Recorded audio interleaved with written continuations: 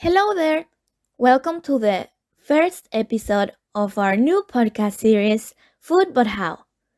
We are a group of graduate students from the Technical University of Munich. Through the development of this project, we aim to offer an overview of the production, distribution, and consumption stages of the food system and its relation to climate change. And we will be hosting a series of interviews with people from these interconnected but yet unique branches of the food system. Our aim with these interviews is to better understand, primarily, how the current food system contributes to the global issue of climate change in its different stages, and secondly, what would be the possible adaptation approaches for these different stages to ensure that the food system will endure the impacts of climate change. This system is complex on its own, and lately, the growing awareness for climate change has brought attention to many additional challenges affecting it, possibly jeopardizing its delicate efficiency. Reciprocally, the current way in which the food system is being established aggravates climate change during its different stages. The goal of our project is to provide a platform in which our expert guests can share their knowledge and also outline the real challenges that are being faced daily within this important system. Today, we are happy to be your hosts.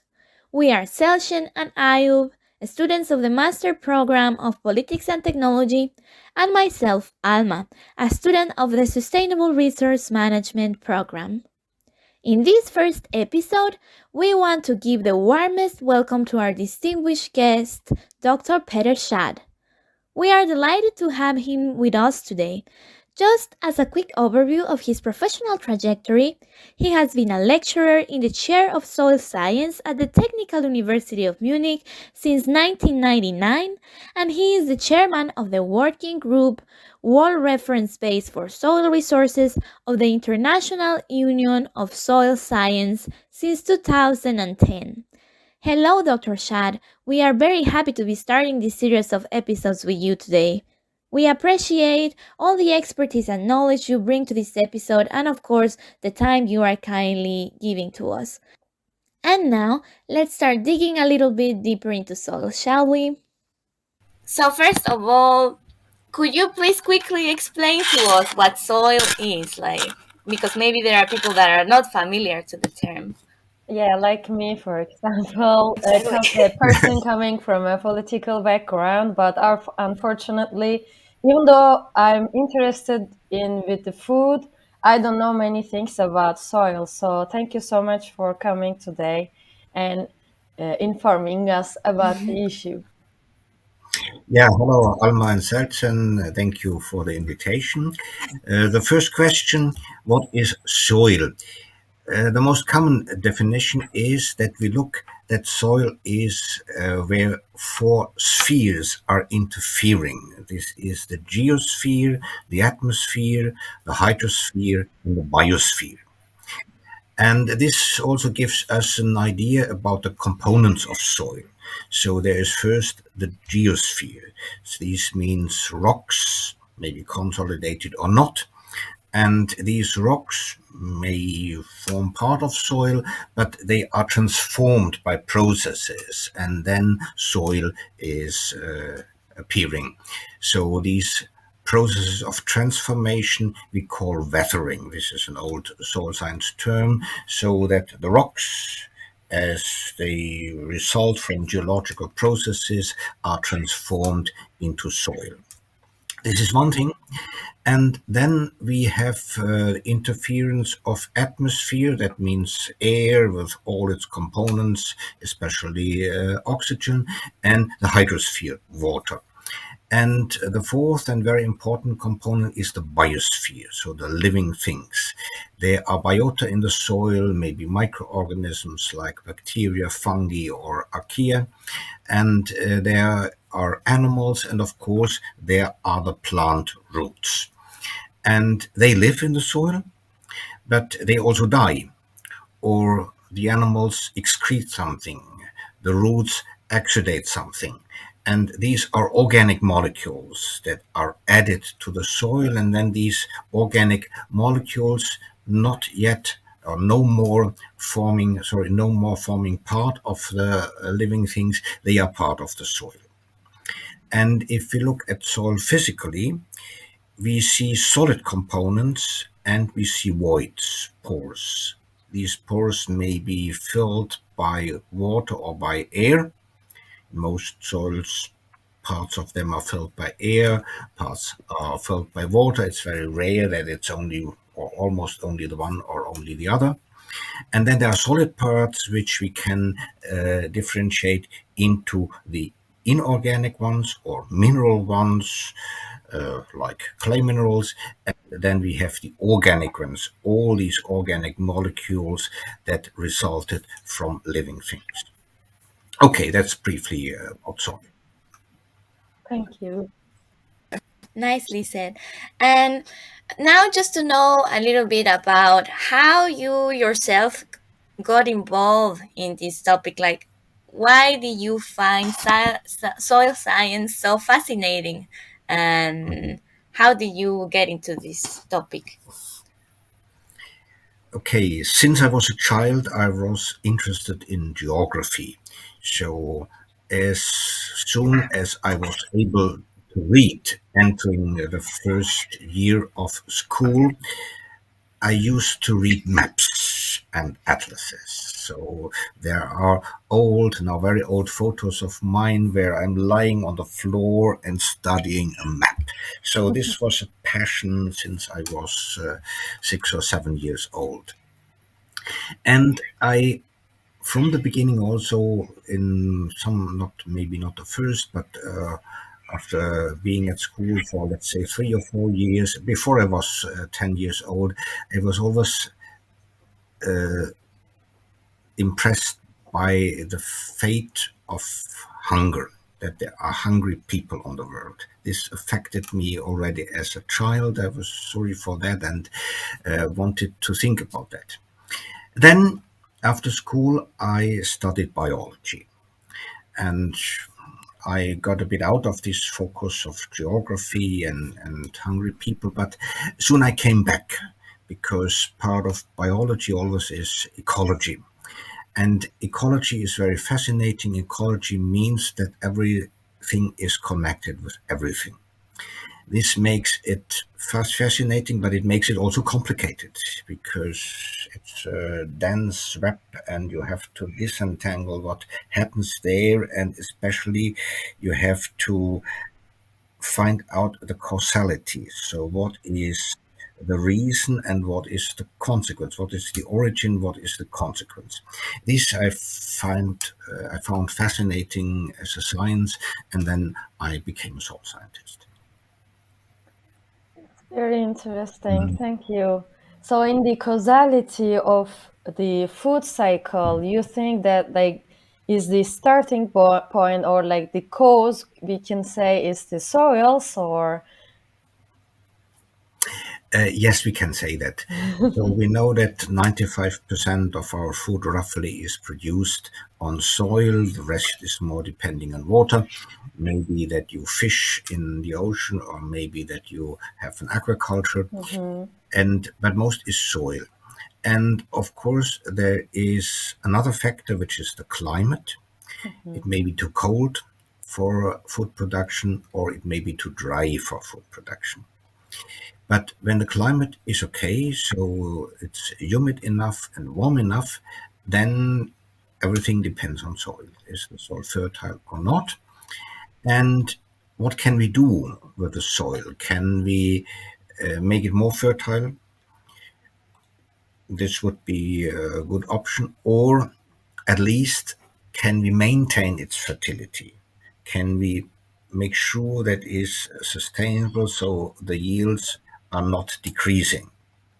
This is the question we have, how to deal with soil. First, of course, we must accept its natural fertility and or infertility, and then we can think what can we do with it to produce food on soil, and what measures do we have to take for this specific soil to make sure that we can produce food?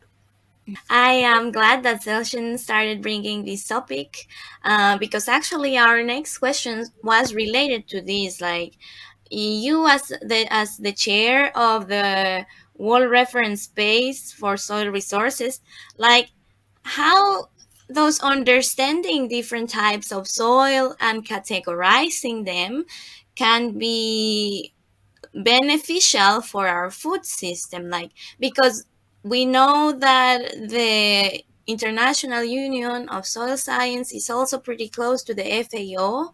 So I think this is an important question to ask, like, how is it beneficial for our food system to understand the different types of soils and how they were formed and their characteristics. Yes, so understanding of soil is the principle, the basis of managing soil.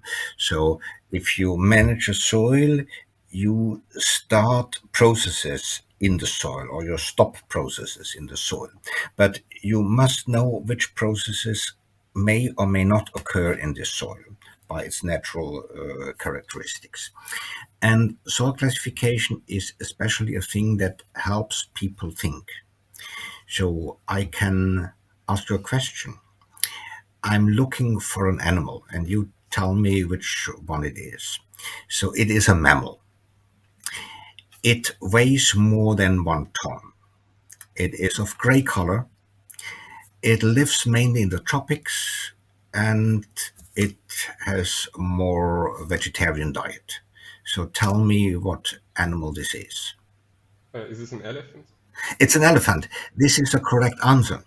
But I will give you another answer that is also correct. It's a whale. Yes, it's a mammal. Yeah. At least some whales have a gray color. Some whales don't eat meat and even don't eat fish. So they eat the plankton. They weigh more than 1 ton, and these some species live in the tropics. So I gave you 5 characteristics, and you still don't know what it is. And Mm. soil classification uses names. Give a soil a name, and then an image appears in your brain, and you know what it is. This is the way humans are thinking. And this is soil classification taken care of. And soils, in fact, are a continuum. And soil classification divides this continuum into classes. This is to some extent arbitrary, but of course we want to look how the soil is dividing itself naturally, and then we define the classes. This is the idea. And when we find the classes, does it make it makes it easier for us to understand what is the problem with each classes, right? Like, so, or how can we be sure that each class of the soil is still healthy for us to help for us to produce food? Okay, this is a human way of thinking, so we want that the soil does something. But first of all, classification looks what the soil is, and then it's the next step that we see what can we do with the soil, or what must we do with the soil if we want the soil to do something. So this is the next step, and for the starting point is always what is this soil, which characteristics has it, and then after having understood that, then we can say what would be crops to produce there, what would be the methods to do the agriculture, and adapt it to the soil and see how can we avoid that it degrades and how maybe can make it even more fertile. There are different classifications of soils, and it is well known which of them are more fertile and which are less fertile. And as you said, we can start to begin to think what to do to the less fertile soils to take more advantage of them, to start using them as agricultural soils. And now I have been very lucky to be present in many of your lectures about soil science, and I find very fascinating the historical overview that you teach about food production and human development, because there exists an undeniable connection between soil and thriving societies. And just for you to know, like, I am a student of sustainable resource management, and on the first semester we had a lecture with many different speakers, and one of them was Dr. Schad giving this lecture. And because of this, many students in our cohort decided to take the soil topics. So this is a very powerful learning experience. And I know we just have a few minutes in this podcast, but I would like if you could at least give us an introduction of this lecture that you do. Yes, so I started with are the relationships between population density and soil, and of course leave out the cold and the dry areas of the earth and concentrate on those that are warm enough and humid enough. And we have to have in mind that what we are accustomed nowadays, that food can be stored for a long time, maybe by cooling, that this is new. 100 years ago, this possibility did not exist. And also the quick transport of food from one part of the earth to another one. This is also new. So it started late 19th century, but it's quite new that this is possible. And in former times, people had to eat what was produced locally and what was produced recently, because it was very difficult to store it. And that's why where soils are fertile, there's a higher population density, because you, population growth always goes continues until reaching a limit. And this limit was set by soil fertility, by the maximum of food production locally, very little long distance transport, and shortly, very little possibilities to store it over a long time. And if you look at our planet, you can see some very healthy, so very fertile soils. For instance, in Indonesia, we have the island of Java. There we have soils developed from volcanic ashes, which are very fertile. Then we have, if we look at other parts of the Asian continent, for instance, South Asia, we see the valley of Indus and Ganges and Brahmaputra, where we have both enough water and fertile sediments. Or look at China, southern China, we have a long tradition of paddy rice cultivation. These paddy rice cultivation made the soil more fertile. In northern China, we have a high population density on the Loess Plateau, Shanxi province, around the city of Xi'an, and also in the valleys of the Yellow River, there's a high population density, traditionally not related to rice production, but to wheat production, and at the beginning to millet production. If we look at Africa, we see the valley of the Nile. There we have water and there we have fertile sediments. We see that especially mountain areas, there are the soils more fertile. In the tropics, that's not the case in the outer tropics, but in the tropics, yes. So for instance, the mountains of Ethiopia. And then we have also there soils developed from volcanic ashes, for instance, in East Africa or in Cameroon. And we have other soils from alluvial sediments like in the Niger Delta. So we often are related to those two, the volcanic ashes and the alluvial sediments. If we talk about the tropics, if we talk about the outer tropics, let's say Central Europe, there we have more fertile soils, especially soils from loess, which is an aeolian sediment, and also soils from river sediments. But river sediments, if they don't cover a large area, there's always the problem of floods, which is another thing that hinders food production. If we look at the Americas, South America, the same thing, the higher population density in the mountains, and lower in the Amazon region. If you look at South America, in Mexico, for instance, there are many soils derived from volcanic ashes. For instance, the central Mexican Valley, where we have fertile soils. So it's very densely populated, and so we still see that scheme wherever we look.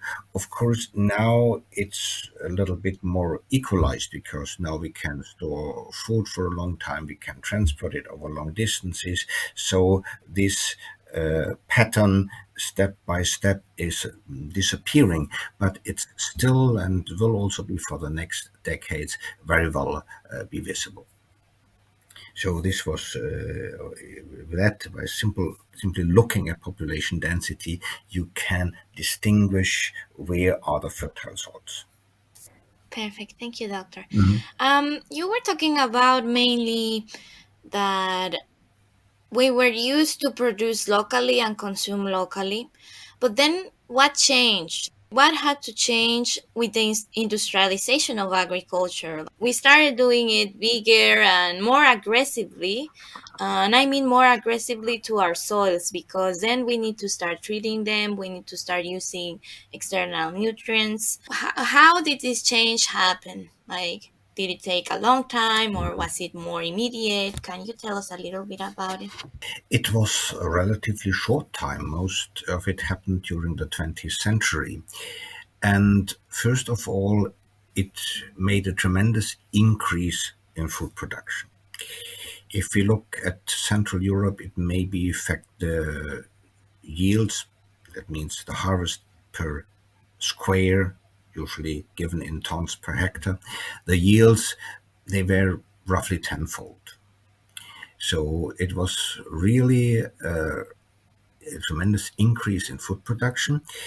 However, with some trade offs. And the major problem we create with the industrialized agriculture is the problem of soil compaction, using heavy machinery that compacts the soil and makes it less fertile. So, compacting means we have a higher density, but this is on the expense of the pores.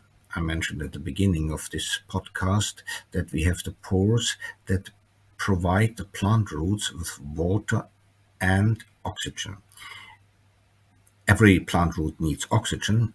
Some specialized plants are able to bring oxygen from the air via the tissue to the roots. But these are very few plants, and the only really prominent plant amongst our crops is the rice that can do that. The other crops can't do that. So they are relying that there is oxygen in pores of the soil. And all plants need water in the pores of the soil. But if the soil has less pores, then there are less possibilities to gain water and oxygen. And with that, we make a problem to our further agricultural production. And the trouble with this compaction is that it's very difficult to remediate it.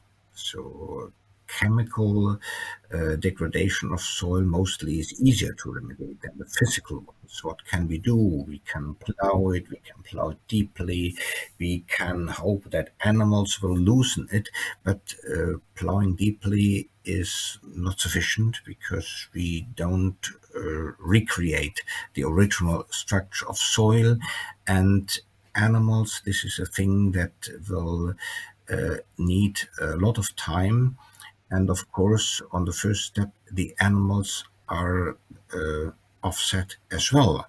So the animals, of course, they need water, they need oxygen in soil, and they need a soil loose enough that they can move around in the soil. So especially earthworms, they can also deal with a rather dense soil, but it makes it more difficult. So it's very difficult to remediate soil compaction. And soil compaction, the first problem is the compaction as such. So the roots need to penetrate now through a denser soil, which is a problem. But the major problem is the availability of water and air. If they are less pores, if there are now smaller pores where they had been big, and compaction also may make a pore discontinuous. So if continuity is interrupted, the gas exchange with the atmosphere and also the water percolation will be interrupted. So this compaction causes a lot of problems. The next thing is use of chemicals that are dangerous to soil animals. Soil animals play a major role for soil physics. They are responsible for what we call aggregates. So, what is the structure of the soil? The components of soil are not lying around randomly. They form aggregates, and in between the aggregates are the pores. And that these aggregates form, this depends to some extent on soil animals. And if we kill soil animals, this formation of soil aggregates, what in total we call soil structure, is not as it should be. And also, animals play a major role in the decomposition and stabilization of organic matter. If we have organic molecules in soil derived from the biota, but now not forming part of biota, but being in the soil, then they are decomposed by bacteria and by fungi. That means they transform an organic molecule into mineral ones, into inorganic ones.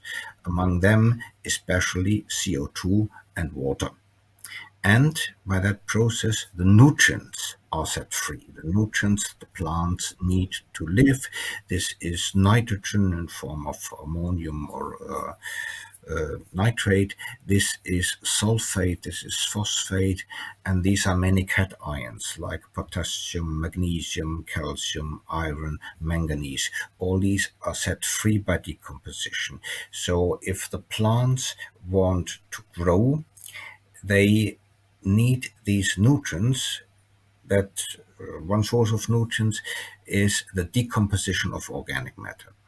And in this decomposition process, also the animals play a role because they are making the big components smaller. They bite them, they cut them, they eat them, they excrete them, they make the life of the microorganisms easier. And at the same time, this is one thing that we need a constant mineralization of organic matter, so organic molecules are transformed into mineral ones. But we need also a certain amount of organic matter in soil.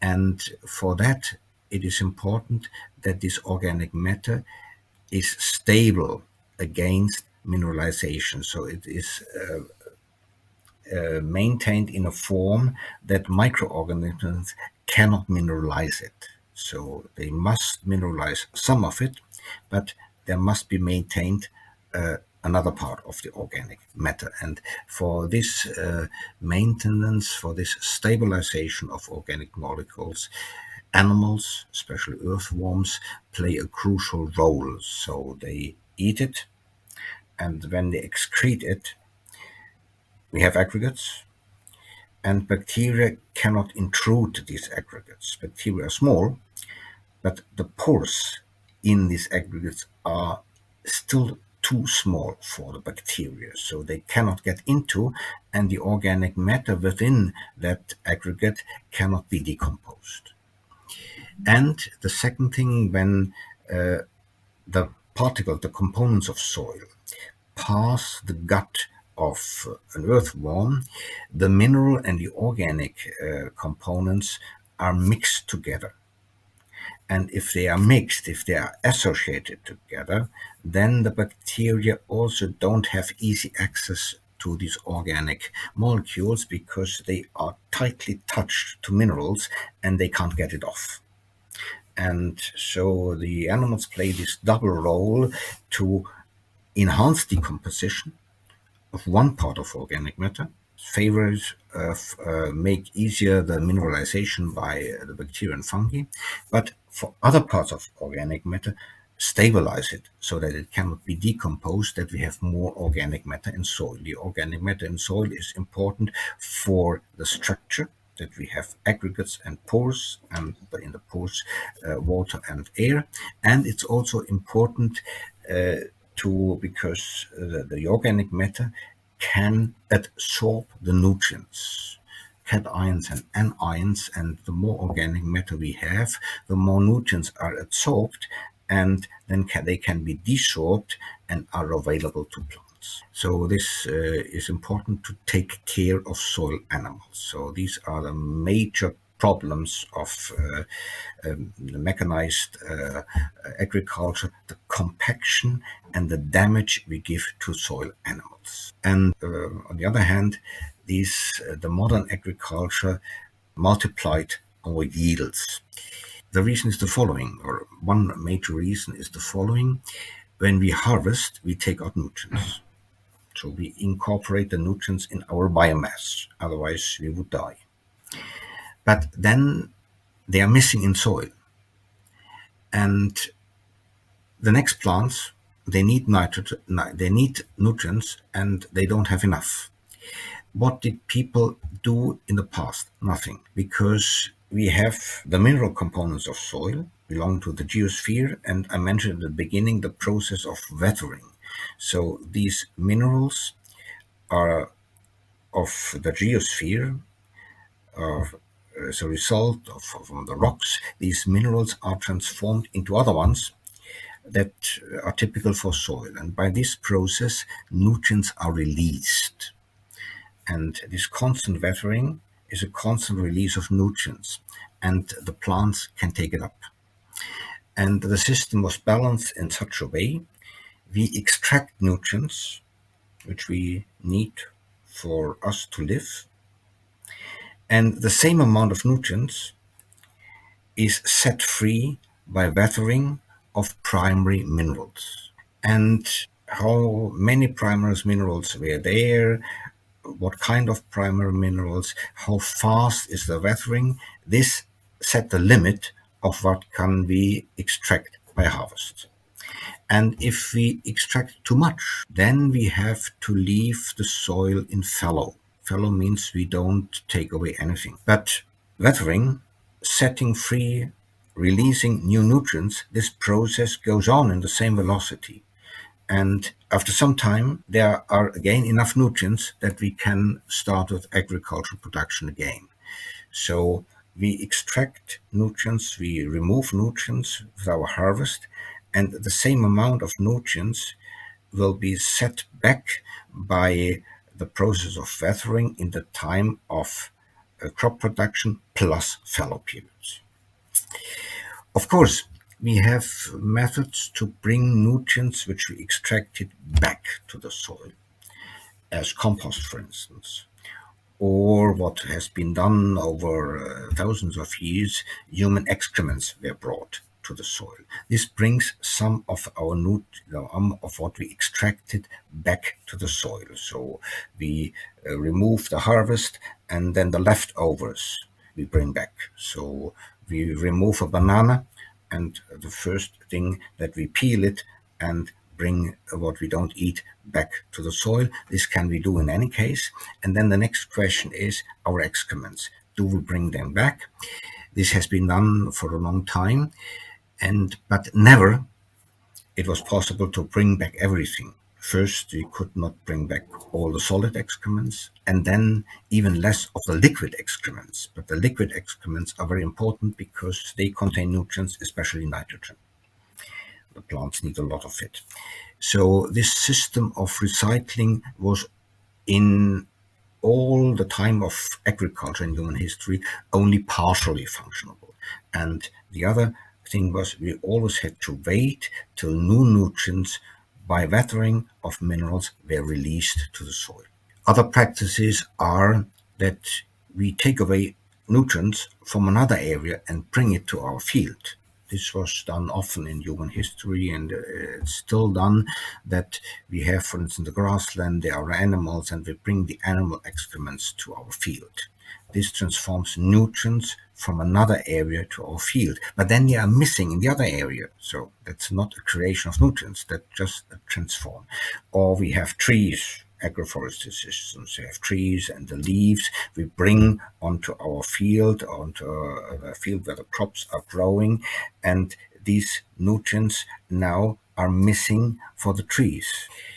And of course, trees need less nutrients as crops. So to some extent, the system works.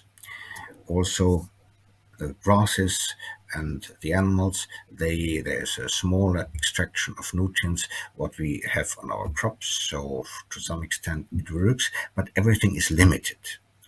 And the revolution in agriculture was to bring into the soil nutrients that are not from the soil.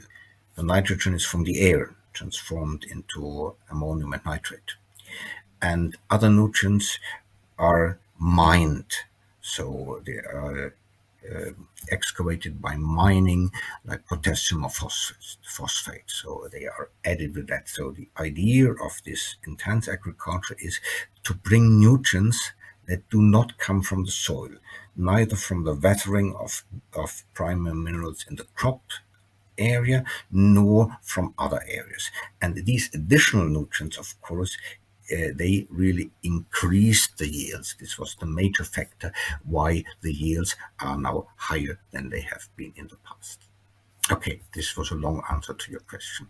I think most of the times we are not aware of how complex and important our soils for our daily life. And getting back to the relation of soils with the food system, now you just explained to us how agriculture was changed.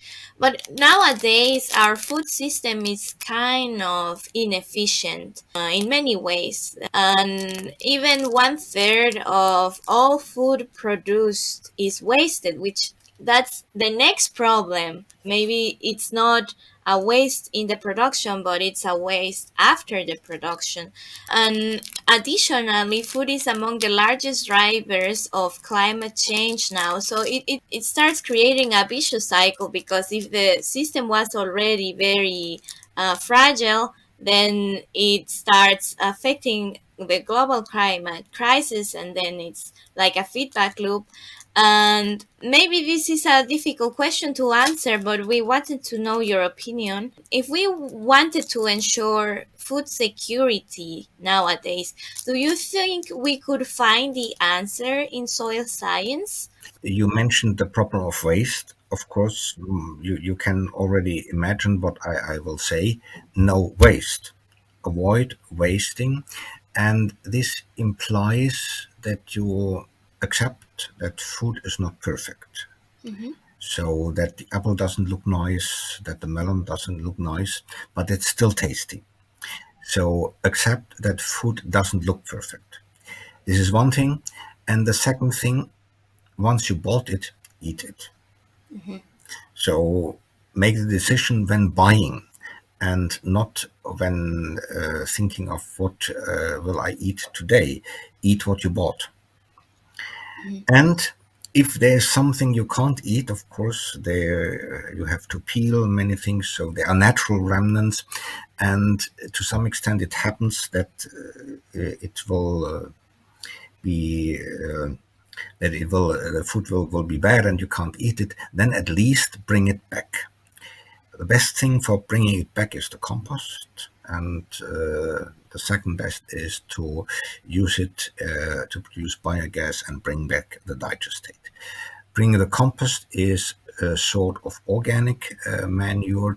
Bringing the digest is equivalent to mineral fertilization. Yes, this is one thing, no waste. And the second thing, what to do with human excrements.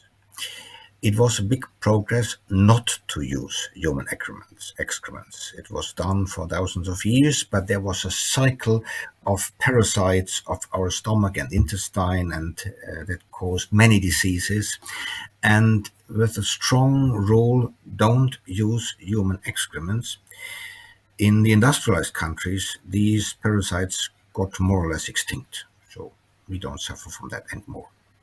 But we only a very small part of excrements is used. But now I think we have the techniques to purify our excrements and use them. This is a task for the future. Don't use them not in a non-purified way. This is would be a problem for our health, but use it in a purified way. And besides that, the problem is always in soil, because even if you strongly follow the path of no waste, if you strongly follow the path of put back everything what we have, it still not will not be 100%. There will still be a gap of nutrients you have to get from elsewhere. And of course, still human population is increasing. So there are still additional nutrients that must be incorporated in human biomass, and they must come from somewhere. And the major food production is and will be in this century relied on soil. I don't know what methods we will have in the 22nd century, but now and in the next decades, it is soil that produces the bulk of food. And from this, we will must have the solution, and I think we will have. Yes.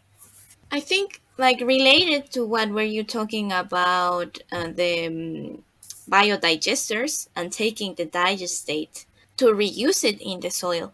Do you think in a big scale it would be efficient? Because, as you said, we are used to mining and other techniques to get lots of nutrients for our soils, but now we have these new alternatives. But the question is, would this be efficient in a large scale? I don't think so. This is just an addition. This is not an alternative. So use it, bring back whatever you can, but you will not, on that pathway, you will not get 100% of the nutrients the plants need. So we still will rely on mineral fertilizers. Mm, I also know this question is kind of out of topic right now, but I was very interested on knowing your opinion about it because previously we were talking about agriculture and industrialized agriculture. And nowadays, urban agriculture techniques are getting popular, like trying to escape the soil part in our food system and still produce food, like for example aquaponics or vertical farming. What is your opinion about it, and also, like, do you think, is it realistic to think they would be efficient? And Okay, so food production is a critical thing. So take every chance you have. So use urban agriculture, use vertical farming, whatever we have, do it. But be realistic about the quantity. So urban agriculture and also things like aquaponics, at least for the next decade, they will not solve the problem of food production. So it's still in principally lies and relies on the soil. And urban agriculture has several benefits. One of them is also is of course the food production, but it's also beneficial for the whole urban ecosystem. We have transpiration. We have it changes the urban climate. So this is also an aspect we have to have in mind when talking about agriculture. So it's several benefits. One of them, of course, is additional food production. It is also, I think it also will change a bit the human mind about food. You produce your food, you get a feeling how much work this is, and you also get a feeling about the problems that it may not look so good, but is tasty anyway. And I think there will also, if you do urban agriculture, there will be also be an educational effect for on the people. Definitely, I'm also supporting this idea. I think they are called Be Goods, and one of our other interview was about them and like how to incorporate them into our eating system, how to incorporate them into markets. Because as you see, as you say, when we go to a supermarket, we only see the perfectly looking apple, but as you said, it's not. what we produce is not always perfect, but it doesn't mean that they don't have the necessary and the beneficent parts that we need to survive. But we are in our minds, maybe, or with the changing world, we came to a position of looking at the food by the outside, not thinking about like what is inside. Maybe we are more focused on what is like how does it look on the outside, and we should educate ourselves in terms of uh, not wasting by the look. And yeah, it was really interesting. Thank you. And what do you think about like how can we be sure that our soils are still healthy despite the climate changes affecting them? Even it affects the composition of the gases inside, right? Like how can we be sure, or what can be done? What do you think about this? Yeah, first of all, climate change has winners and losers. Mhm. So we talk about the losers, which is of course important, but we also must think about the winners. So a higher temperature means that the limit of agriculture goes towards the poles. Southern hemisphere, there is not much land, there is more water, but in the northern hemisphere, there is land in Canada, in Scandinavia, and especially in Russia. So the agricultural frontier will move to the north. This gives us additional areas for agriculture. However, the soils we have there, we have many pot soils there which are not fertile. So there is a win for agriculture, but it is limited because of the fertility of the soils. Mhm. They need a lot of costly management to enable there a high production. It is possible, but it has some necessary investments.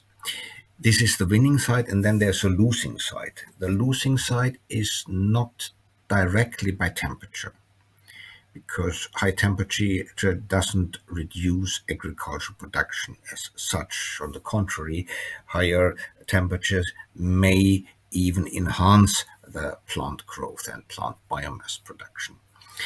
The real trouble with climate change is the water. I'm not a climatologist, but as far as I understood the predictions, some important agricultural areas will receive less rainfall. Mhm. This is a problem, but even if the rainfall is the same, higher temperatures mean drier soils, because there's not only the rainfall, the input, there's also the output. So the evaporation, and they will get drier. And this will, of course, affect the food production. This is, I think, the major thing. And then, of course, catastrophic weather events may destroy the harvest. And we have the problem of the rising seawater level, especially for areas with the deltas, Nile Delta, the Ganges, Brahmaputra Delta in Bangladesh, Mekong Delta, that salt water intrudes the water body. So there's on one hand side the rising sea level, and on the other hand, there may be less water running down the river because humans took it out, or may have become drier in the mountains where these waters are coming from. This may be one reason, but the major reason is probably humans take out water, and then there's less water pressure in the rivers, but more water pressure from the sea, and then the salt water intrudes into these deltas. These are some major problems of climate change on food production, and the major problem will be drought. What can we do against or to maintain agricultural problems in areas that will become drier? One possibility is plant breeding. Breed plants that can grow with less water, or even So before that. gene editing, you mean like with the like genetically modified organism you are referring?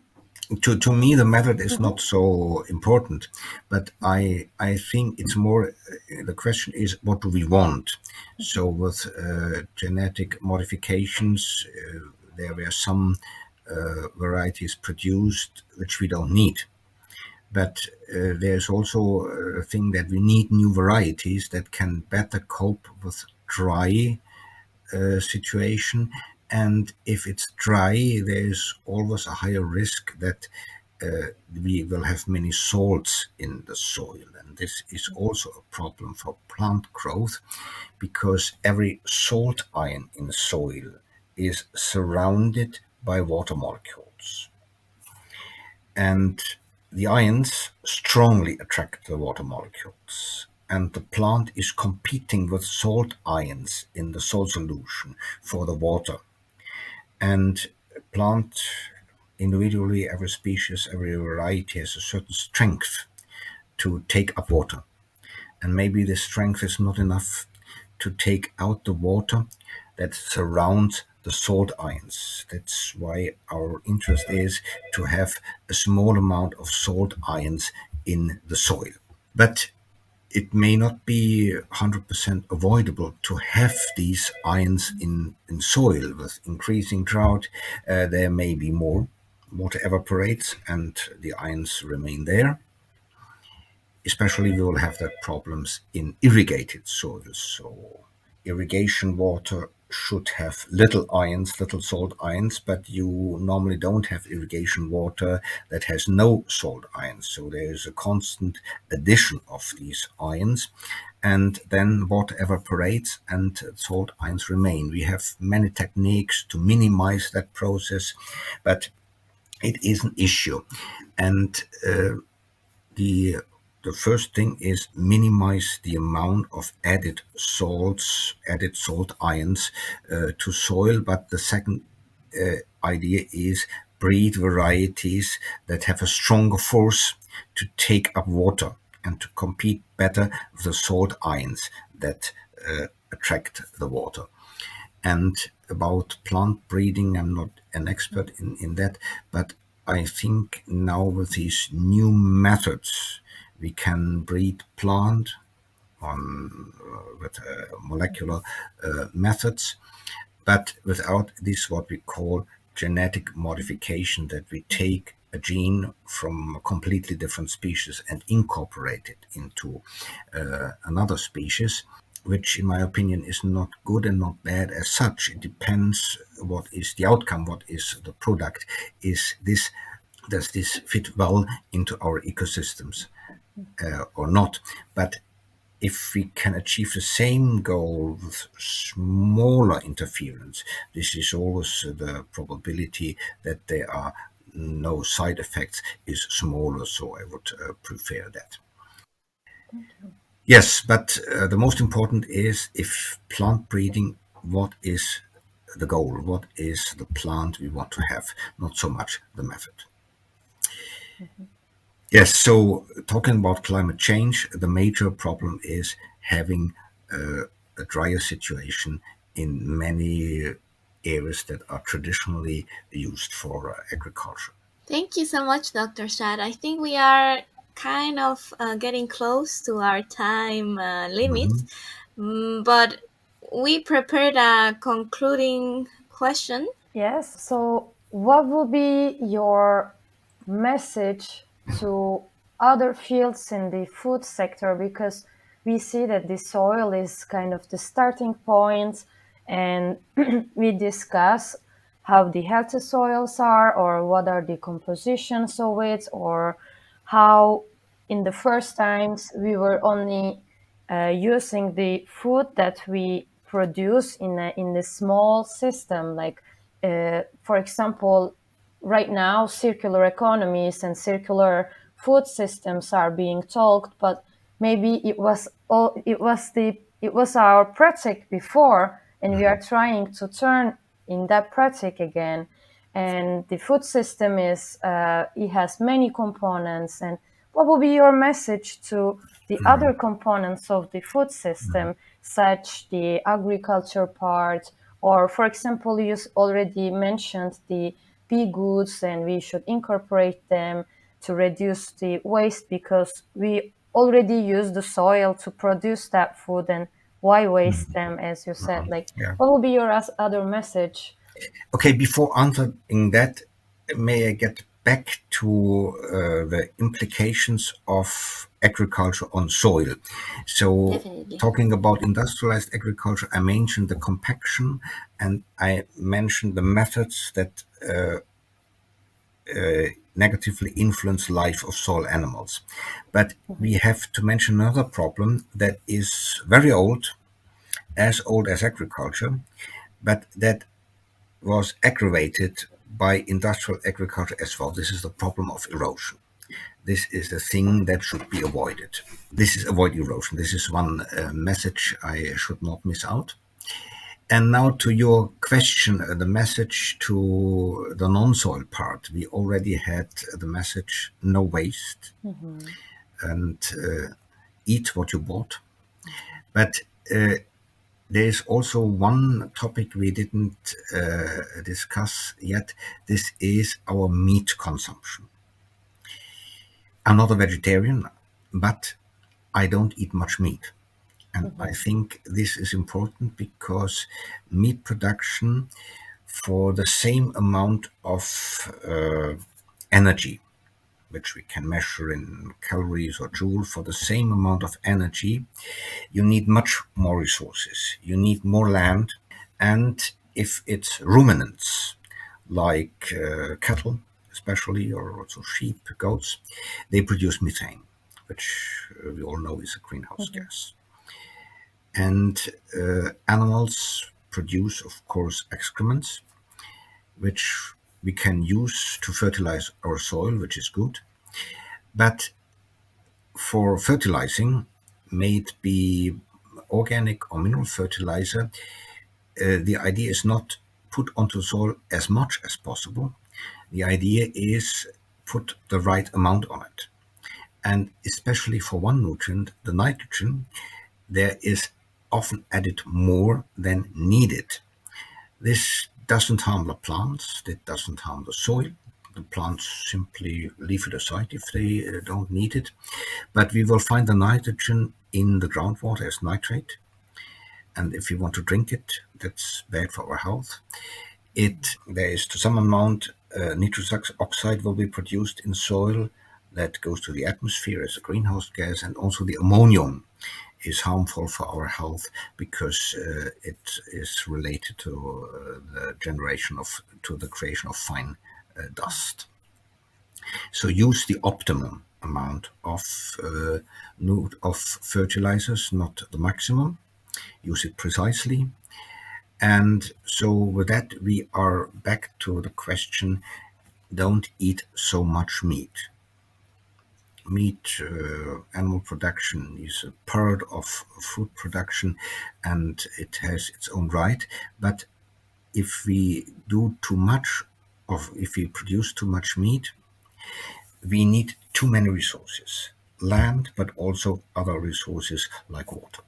And this may be, in addition to the no waste, be another message to the non-soil community, to the broad public: don't eat so much meat.